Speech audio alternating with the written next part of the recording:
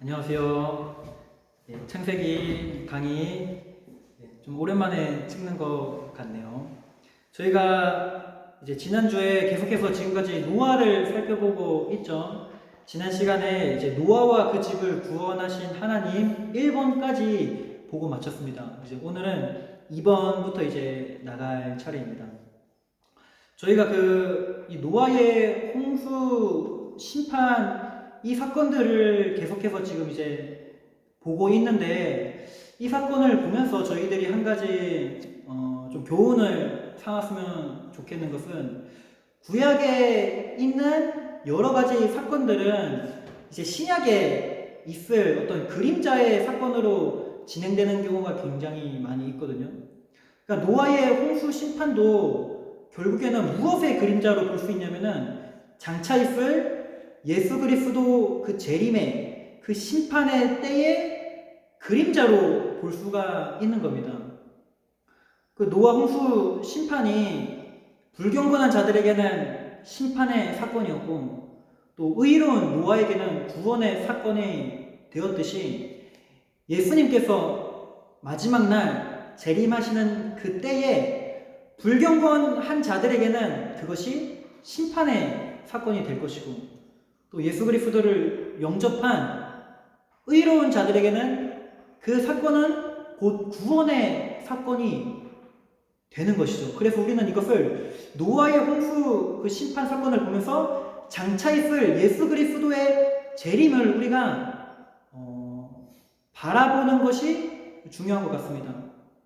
그래서 그것들을 앞으로도 강의를 진행하면서 계속해서 이 두 개의 사건들이 이제 어떻게 연결되고, 또 미리 우리가 이 구약에 게시된 노아 홍수 사건을 보면서 오늘날의 이 시대 속에서 우리가 어떻게 살아가야 되는지, 이것들을 좀 함께 고민해보고 좀 답을 얻는 그런 시간이 되었으면 좋겠습니다.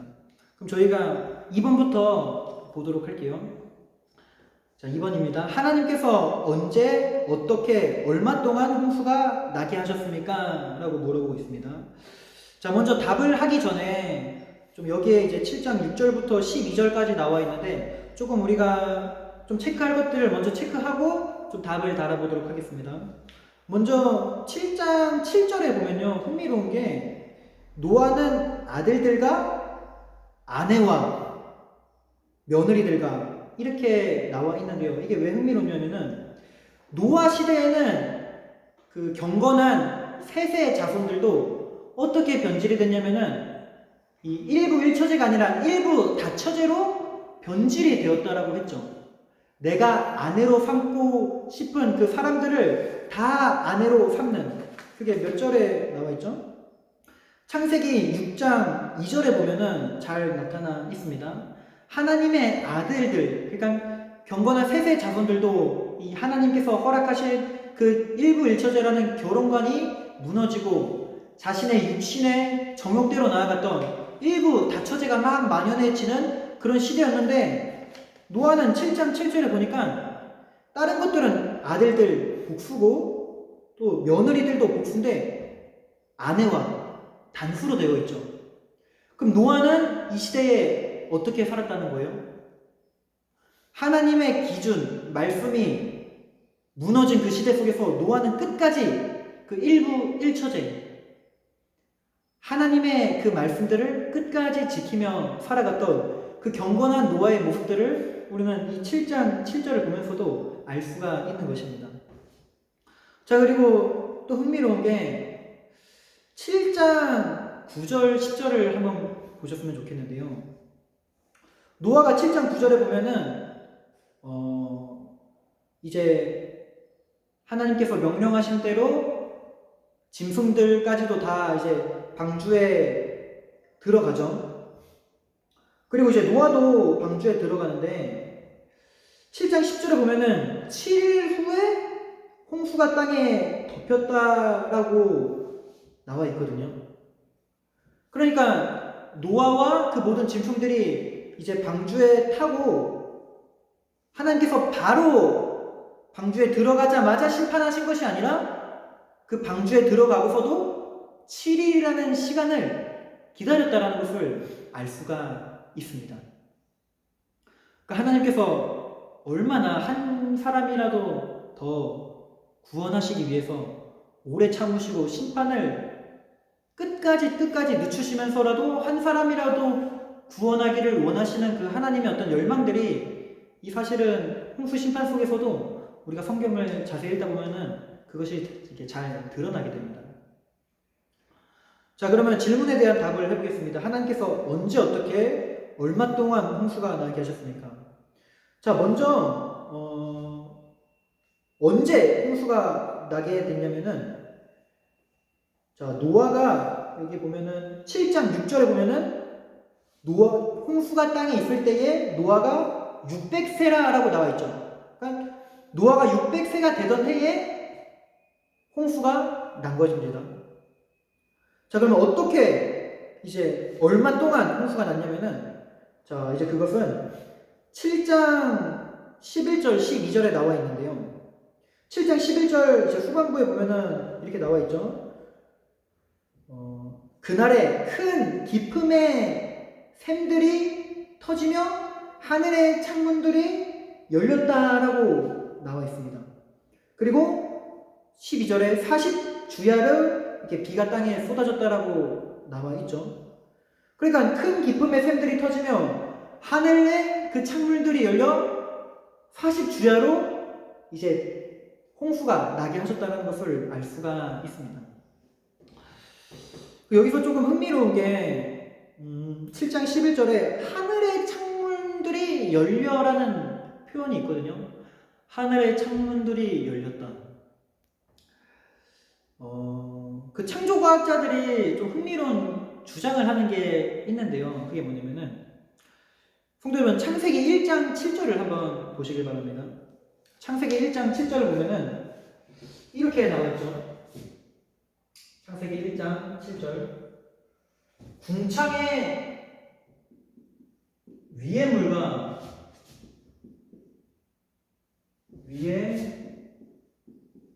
물과 아래의 물로 나뉘게 하시니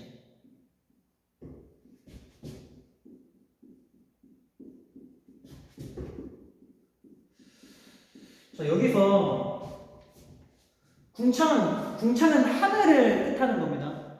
그 대기권, 그런 어떤 하늘을 말하는 걸로 볼 수 있는데, 궁창 아래의 물은 뭐겠습니까? 우리가 뭐 쉽게 이해할 수 있겠죠. 아래의 물은 바다로 볼 수 있겠죠. 궁창 말 그대로 아래에 있는 물이 많이 모여있는 그런 어떤 바다로 볼 수 있는데, 창세기 1장 7절에 보면은 궁창에 위에 물이 나와, 위에 물이 있었다라는 이 표현이 있거든요. 그래서 창조과학자들은 이 창세기 1장 7절과 그리고 오늘 보셨던 창세기 7장 11절에 하늘의 창문들이 열려, 이것을 보면서 어떠한 이제 좀 흥미로운 주장을 제시하냐면은 노아의 홍수 심판이 있기 전에는 궁창 아래에 바다가 있었듯이 이 하늘의 위에도 물층이 있었을 것이다라고 그런 주장을 합니다. 어떤 수증기뿐만이 아니라 이 햇빛으로부터 보호해주는 그러한 물층이 형성되었을 것이다, 있었을 것이다 원래는. 그런데 그게 언제 쏟아졌냐? 이 노아의 홍수 심판 속에 이 궁창 위에 있었던 물들이 이제 쏟아져서 그 홍수가 진행되어서 그 물층이 사라지게 되었을 것이다라는 주장을 해요. 저는 이것이 참 어떻게 보면은 일리 있는 주장이라고 보는데, 보면은 인류 수명이요, 이 노아의 홍수 심판 이후로 급격히 수명이 감소가 되거든요. 보면은 노아는 950세까지 삽니다. 자, 제가 홍수 심판 이후로 인류의 수명들이 어떻게 내려갔는지 좀 적어볼게요. 자, 노아는 950세. 굉장히 오랫동안 장수했던 인물이죠. 그런데 노아 이제 밑으로 가면은 노아의 아들이었던 셈은 몇 살까지 사냐면은 600세로 수명이 감소됩니다. 그리고 그 밑에 족보를 보시면은 아르박사. 자, 이제 그 노아의 족보 나오는 부분이 있는데 거기서 보면은 아르박사는 438세. 자, 그리고 이거 보이나요? 밑에?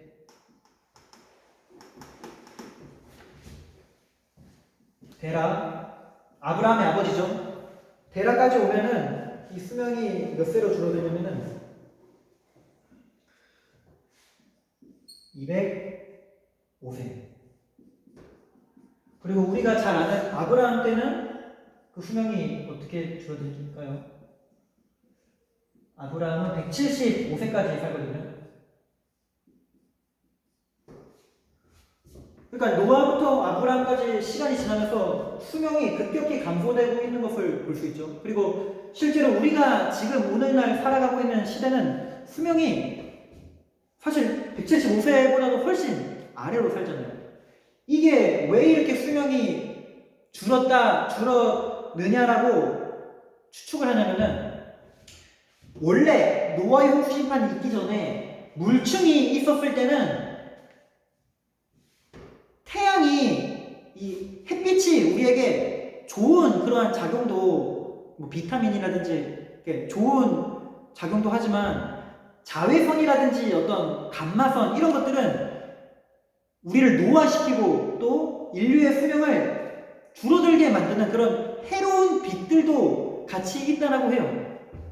그런데 홍수 심판이 있기 전에는 이 물충이 존재해서 뭐 자외선이라든지 감마선 이런 것들로부터 인류를 보호해 줬을 것이다. 그래서 인류의 수명이 이렇게 장수했는데 이 물충이 이 노아의 홍수 심판 때 다 쏟아지게 되면서 자외선이나 감마선 이런 것들을 인류가 이제 직접적으로 받게 되어서 그 수명이 점차 감소되었을 것이다. 이러한 주장을 합니다. 저는 개인적으로 뭐 창조 과학을 저도 좀 흥미있게 관심 있는 분야고요. 이러한 주장도 어떤 성경적으로 봤을 때 충분히 일리 있고 합당한 주장으로 저는 그렇게 보여집니다.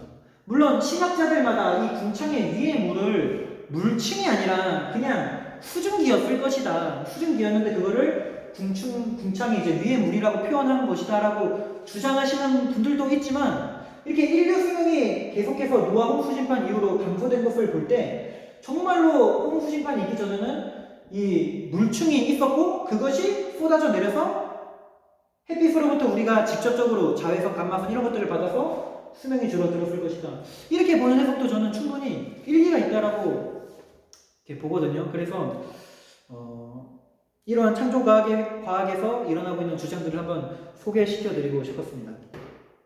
자, 그러면 3번 보도록 하겠습니다.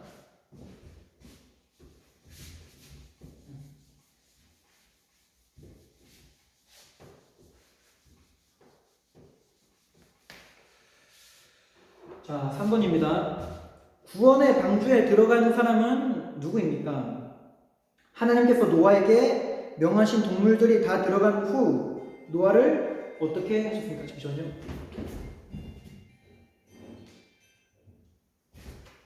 네, 전화가 왔습니다. 자, 먼저 그러면 질문에 대한 답을 해보겠습니다. 구원의 방주에 들어간 사람은 누구죠? 13절에 잘 나와 있죠. 노아, 그의 아들이었던 셈, 함, 야벳, 아내, 노아의 아내, 그리고 며느리 3명. 그래서 총 8명입니다. 인류가 심판을 받을 때 노아 홍수 심판 속에서 구원받았던 인류의 숫자는 노아의 가족들 8명이 전부입니다. 자, 그리고 노아에게 명하신 동물들이 다 들어간 후에 하나님께서는 노아를 어떻게 하셨다라고 나와 있죠? 7장 16절에 잘 나와 있죠. 들어간 것들은 모든 것에 암수라 하나님이 그에게 명하신 대로 들어가매 여호와께서 그를 들여보내고 문을 닫으시니라 이렇게 나와 있습니다. 여호와께서 노아를 들여보내고 문을 닫았다라는 것은 이 홍수 심판 속에서 하나님께서 노아를 가장 세밀하고 섬세하고 안전하게 보호해 주고 있다라는 것을 우리에게 나타내 주고 있는 그러한 표현입니다.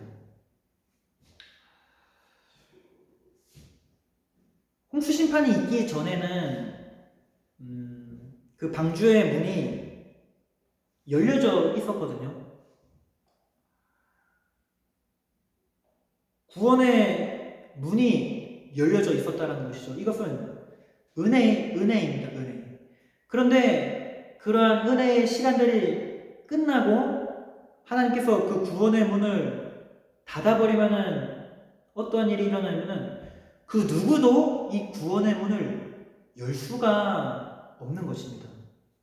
하나님께서 노아를 들여보내고 이제 그 방주의 문을 닫으시는 순간 그 누구도 방주로 그때부터는 들어갈 수가 없는 거예요.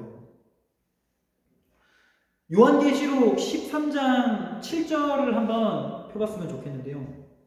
요한계시록 3장 7절인가요? 좀 헷갈리는데 한번 찾아볼게요. 요한계시록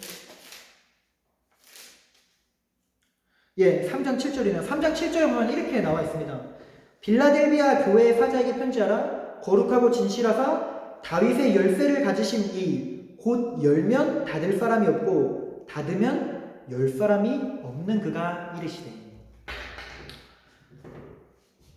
성도 여러분, 우리가 지금 살아가고 있는 이 시대는 어떠한 시대냐면은 구원의 문이 열려있는 시대입니다. 하나님께서 아직 그 구원의 문을 닫지 않은 시대예요. 은혜의 시대죠. 그런데 이 은혜의 시대가 끝나고 구원의 문이 닫히는 그 시점이 오면은 그때부터는 누구도 이 구원의 길로 나아갈 수도 없고 하나님의 철저한 심판이 그때는 이제 시작되는 것입니다. 제가 이제 부산의 안락문 교회에 온 지 그렇게 오래되지 않았을 때 어떠한 일이 있었냐면은 제가 자취를 하잖아요. 그 자취를 하는데 이제 문을 이렇게 현관문을 이렇게 나가고 들어오고 하는데 어느 순간부터 이게 문을 닫으면은 그 현관문에서 무슨 이렇게 소리가 나는 거예요. 약간 음악 소리처럼. 그게 뭐냐면은 이제 그 건전지가 다 따라간다라는 신호거든요. 예. 그래서 문을 이렇게 닫으면은 항상 거기서 이렇게 무슨 효과음이 일어나요. 이제 건전지 이제 다 돼간다라는. 근데 제가 그때는 온 지 이제 얼마 안 되고 이제 정신이 없어서 그냥 뭐 좀 귀찮기도 하고 그러니까 그냥 그 경고를 제가 무시했습니다. 그냥 뭐 소리 나는 거 별로 신경 안 쓰고 그대로 며칠 동안 그냥 문을 닫고 열고 그렇게 지냈는데 이제 어느 날 제가 이제 이불을 좀 털고 싶어가지고 간편한 이제 집에서 입는 그 복장인 상태로 핸드폰도 지갑도 마스크도 심지어 다 방에 둔 다음에 이불만 제가 들고 이제 밖에 이불을 털러 나갔습니다. 그리고 열심히 이제 이불을 털고 들어와서 문을 열려고 하는데 어떤 일이 벌어졌을까요? 이제 건전지 약이 다 돼서 문이 안 열리는 거예요. 제가 그때 핸드폰도 없고 지갑도 없고 심지어 마스크도 없었거든요. 코로나 그때 심할 때인데 잠깐 밖에 나가는 거였기 때문에 제가 그때 마음이 어땠냐면은 굉장히 당황스러운 거예요. 와 이거 어떡하나. 나 저기 핸드폰이라도 있으면은 뭐 지갑이라도 있으면은 괜찮겠는데 심지어 마스크도 없으니까 뭐 어디 돌아다닐 수도 없고 얼마나 그때 막막하든지 제가 그때 그 문이 막 아무리 해도 안 열리는 걸 보면서 너무나 이제 당황스럽고 내가 그때 그 경고음들을 이걸 내가 무시하지 말았어야 되는데 조금만 내가 시간을 들여서 건전지를 교체했더라면은 이러한 일이 없었을 텐데 이게 얼마나 막 후회가 되는지 그때 굉장히 막 낭패를 당한 기억이 있거든요. 그러면서 제가 이제 생각하게 된 게 야, 내가 이거 현관문도 이 경고음이 계속 들리는데도 이거 무시하고 계속 그냥 왔다 갔다 일상생활 하다가 닫혀버리니까 이렇게 당황스러운데, 정말 그 마지막 때에 하나님께서 구원의 문이 닫히시는 그 날이 올 때는 얼마나 많은 사람들이 당혹스러워하고 후회할까, 그런 생각이 들더라고요. 다행히 그때 이제 옆집 사시는 이웃분의 도움을 받아서 안전하게 이제 건전지를 사와서 무사히 다행히 들어가긴 했지만, 굉장히 그때 당황스러웠던 기억이 있습니다.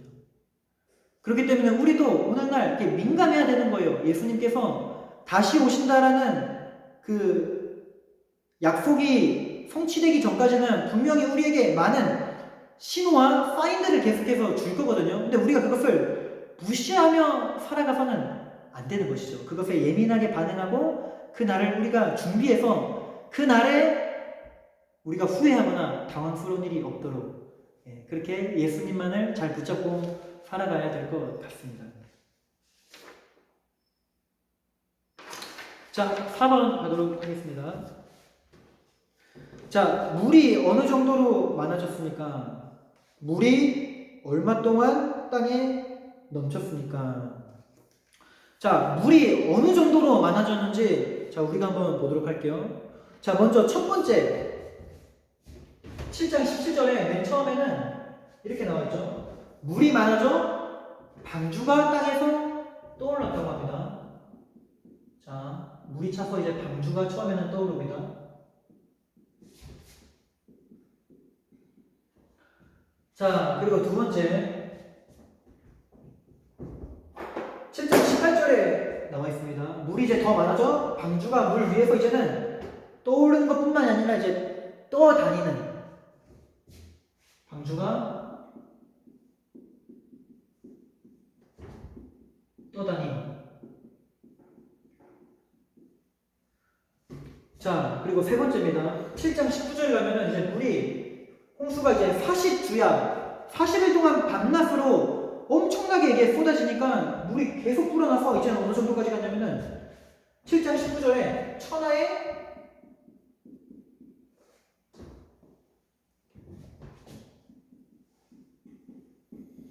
높은 산이 잠깁니다.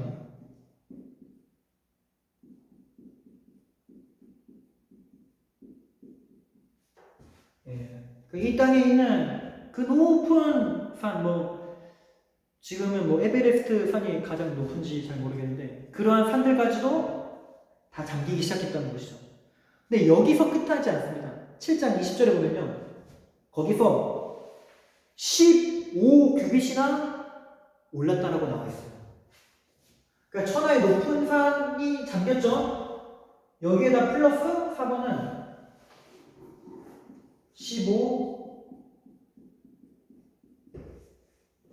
15규빗 불어난 것입니다. 그 1규빗이 그 15규빗은 환산해 보면은 7m거든요. 7m.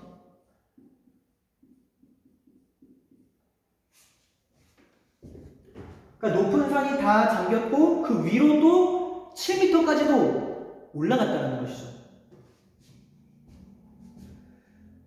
그리고 7장 24절에 보면은 물이 150일을 땅에 넘쳤다라고 나와 있습니다. 그러니까 이런 것들을 보면서 우리가 알 수 있는 것은 노아의 홍수 심판은 인간이 절대로 빠져나올 수 없는 심판이라는 것을 보여주고 있는 거예요. 처음에는 방주에 타지 않은 사람들 비가 왔을 때 높은 곳에 오르면 괜찮겠지, 내 힘으로 구원받을 수 있겠지라고 생각한 교만한 사람들이 많이 있었을 것입니다.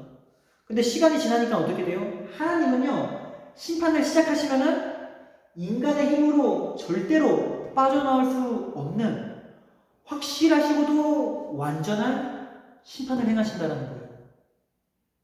그러니까 공의의 어떤 하나님의 속성이 잘 나타나 있죠. 그래서 우리가 마지막 날에도 마찬가지입니다. 예수님께서 이 땅 가운데 오시고 그 마지막 심판을 행하실 때는 돈으로도 구원받을 수 없고, 내가 쌓아온 어떤 경력이나 명예, 권력, 이런 것들이 다 그때는 허사라는 것입니다. 하나님의 심판 속에서 구원받을 수 있는 유일한 방법은 결국에는 하나님의 은혜밖에 없다라는 것. 인간의 노력이나 힘이 하나님의 심판 앞에서는 다 허사로 돌아간다라는 것을 이 심판 속에서 우리는 알 수가 있습니다.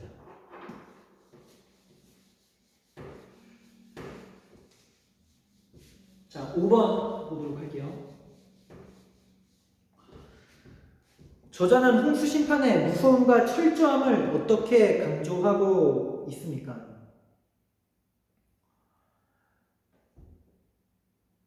자, 보면은 7장 21절, 22절, 23절 이런 것들을 봤을 때 땅 위에 움직이는 생물이 이제 다 죽는다라고 7장 21절, 22절, 23절에서 이제 잘 나타내 주고 있죠. 그때 어떤 사람만이 살아남게 되었습니까? 노아와 그와 함께 방주에 있던 자들만이 살아남은 것을 우리는 아까 볼 수 있었습니다. 노아와 노아의 가족들만 구원을 받게 된 것이죠. 그러니까 7장 21절, 22절, 23절을 보시면요. 이 노아의 홍수 심판이 얼마나 철저하고 무섭고 맹렬했는지를 우리가 알 수 있습니다. 그러니까 한 사람도 땅의 지면에 있는 한 사람도 남김없이 다 그 홍수로 쓸어버리시는 거예요. 그러니까 이것을 보면서 하나님께서 굉장히 오래 참으시거든요. 하나님의 속성은 그 심판의 때를 행하시기 전까지는 하나님께서 굉장히 오래 참으세요. 그러니까 하나님께서 우리가 이 홍수 심판을 보통 생각할 때 하나님 굉장히 잔인하시다. 어떻게 그 인류를 홍수로 그렇게 다 몰살시킬 수 있냐 이렇게 막 하나님을 비난할 수 있는데 그거 아닙니다. 왜냐면은 하나님께서 그 홍수 심판을 행하시기 전에 굉장히 많은 사인을 주셨고 굉장히 오랫동안 기다리셨어요. 구원하시기 위해서. 일단은 우리가 무드셀라라는 그 이름 속에 하나님의 심판에 대한 계시가 나타나 있다라고 지난번에 시간에 제가 말씀을 드렸죠. 이 무드셀라의 이름의 뜻이 뭐냐면은 그가 죽은 뒤에 심판이 온다라는 뜻이에요. 그런데 무드셀라가 인류 역사상 가장 오랫동안 살았던 인물이거든요. 그러니까 무드셀라가 살아있는 동안 계속해서 많은 사람들이 무드셀라 이름을 보면서 그가 죽은 뒤에 하나님의 심판이 임한다라는 것을 많은 사람들이 그렇게 알았을 수도 있습니다. 뿐만 아니죠. 하나님께서 노아를 부르셔서 심판할 거라는 것을 미리 경고하시고 큰 방주를 짓게 하죠. 그 방주를 크게 짓는 동안 많은 사람들이 노아에게 묻지 않았을까요? 이 방주를 왜 짓냐? 그럼 노아가 묻는 사람들마다 대답했죠. 하나님께서 심판하신다. 하나님의 심판의 때가 가까웠다. 근데 많은 사람들이 그것을 다 호흡 친 거예요. 그리고 심지어 노아와 그 노아의 가족들이 방주에 들어간 뒤에도 하나님께서는 7일의 시간 동안 기다리십니다. 끝까지 하나님 참으시지만 인간들이 끝까지 하나님의 경고의 말씀을 무시하고 회개하지 않을 때는 그 뒤에는 하나님의 철저한 그 심판이 임한다는 것을 우리는 이 홍수 심판을 통해서 볼 수가 있는 것입니다. 그래서 하나님은 공의의 하나님입니다. 굉장히 오래 참으시고 우리를 긍휼히 여기시고 자비하시지만 오늘날 우리가 놓치는 하나님의 속성 중 하나가 뭐냐면은 하나님의 공의로움, 하나님의 의로우심, 이것을 많은 사람들이 놓치고 살아가고 있습니다. 그러나 우리는 이 홍수 심판을 보면서 하나님이 얼마나 공의로운 분이신지, 그리고 하나님께서 한번 심판하시면은 어떠한 심판으로 인류를 심판하시는지 그 하나님의 의로운 속성도 함께 기억을 하면은 좋을 것 같습니다. 그래서 이 홍수 심판은 결국에는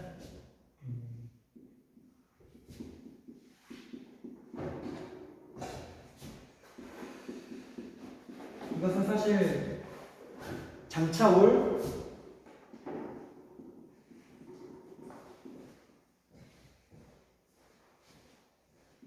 예수 그리스도의 재림,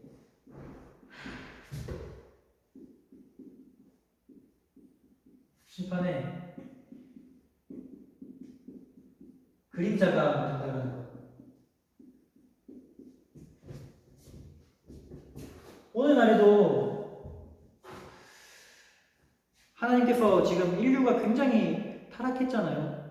그리고 지금 인류 곳곳에서 많은 범죄들이 일어나고 있죠. 하나님의 이름을 무시하고, 그리고 하나님이 어디 있냐고 하고, 하나님의 이름을 이제는 조롱하고, 막 그러한 인류의 범죄가 막 극에 달하고 있는데, 여전히 지금의 시대는 아직까지는 하나님께서 참으시고 구원의 문을 열어주고 계신 이 은혜의 시대입니다. 그러나 마지막 날 예수님께서 재림하시고 이 땅을 심판하실 때에는 그 심판 속에서 인간의 힘으로는 절대로 구원을 얻을 수 없는 그러한 일들이 일어나게 될 것입니다. 그래서 우리가 이 마지막 때에 어떻게 우리가 깨어있고 하나님과 동행하는 삶을 살아갈 수 있느냐? 우리는 그것을 에녹과 노아를 통해서 조금 알 수 있는 것 같아요. 에녹이 하나님과 그 동행한 시점이 성경에 보면은 무드셀라를 낳은 뒤거든요. 근데 무드셀라 속에 하나님의 그 심판에 대한 그 계시가 그 이름 속에 담겨져 있다라고 하잖아요. 그러니까 에녹은 아마 이 무드셀라를 낳을 때 하나님으로부터 그러한 계시를 받았다고 우리가 추측을 해볼 수가 있습니다. 그러니까 하나님의 심판이 이 땅에 임할 것이라는 것을 알고 난 뒤부터 이 에녹은 하나님과 동행하는 삶을 살아갔다라고 우리가 그렇게 추측을 해볼 수가 있고요. 노아 역시 하나님과 끝까지 이 동행하는 삶을 살았던 그 큰 이유가 저는 뭐라고 생각하냐면은 노아는 이 땅 가운데 그 하나님의 심판이 임할 것이라는 그러한 믿음과 또 그러한 하나님의 약속을 잊지 않고 살았기 때문에 끝까지 부패한 시대 속에서도 하나님과 동행하는 삶을 살 수 있지 않았나 이렇게 생각을 해봅니다.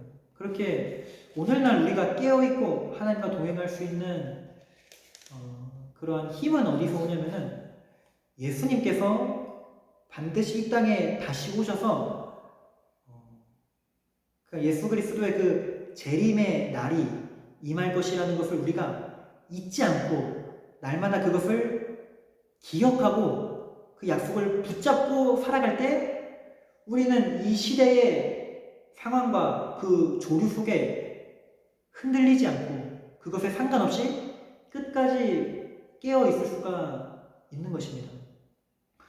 실제로 많은 사람들이 예수 그리스도의 그 재림의 날을 소망하며 살고 있지 않잖아요. 근데 우리는 재림의 소망을 상실하기 시작할 때 하나님과 동행하는 그 삶으로 나아가기가 굉장히 힘듭니다. 왜냐하면 이 세상에는 우리의 관심과 어떤 우리의 흥미를 끄는 것들이 너무나 많이 있잖아요. 근데 그 가운데서도 우리가 재림에 대한 약속을 정말 붙잡고 살아간다면은 우리는 깨어 있을 수 있고 또 하나님 중심적으로 살아가는 그 하나님과 동행하는 삶을 살아갈 수 있으리라 저는 믿습니다. 그래서 오늘 강의는 이것으로 마무리하겠고요. 우리가 이제 이 노아 홍수 심판을 보면서 한 가지 우리가 잊지 않았으면 좋겠는 것은 이 그림자는 예수 그리스도의 재림으로 이 땅 가운데 반드시 성취될 것이라는 것. 그 사이의 시간들 속에 살아가고 있는 우리가 이 세상을 그럼 어떻게 살아가는 것이 좋을지, 노아처럼 하나님과 동행하며 하나님을 두려워하면서 살아낼지, 아니면 수많은 사람들이 하나님의 심판이 어디 있느냐 그냥 내 소견에 옳은 대로 살아가는 그 삶으로 살아갈지, 우리가 이 양편의 이 삶 속에서 어떠한 삶을 사는 것이 맞는지 우리가 성경의 말씀들을 보면서 한번 우리 스스로 돌아보고 선택했으면 좋겠습니다. 그럼 제가 기도하고 오늘 강의는 마치도록 하겠습니다. 하나님, 우리가 하나님의 속성을 생각할 때에 하나님의 사랑과 하나님의 긍휼과 하나님의 자비는 많은 사람들이 생각하고 그것을 고백하지만 정작 하나님의 의로우심과 하나님의 공의로움에 대한 속성은 우리들이 또 잊고 살아가고 있는 것은 아닌지 돌아봅니다.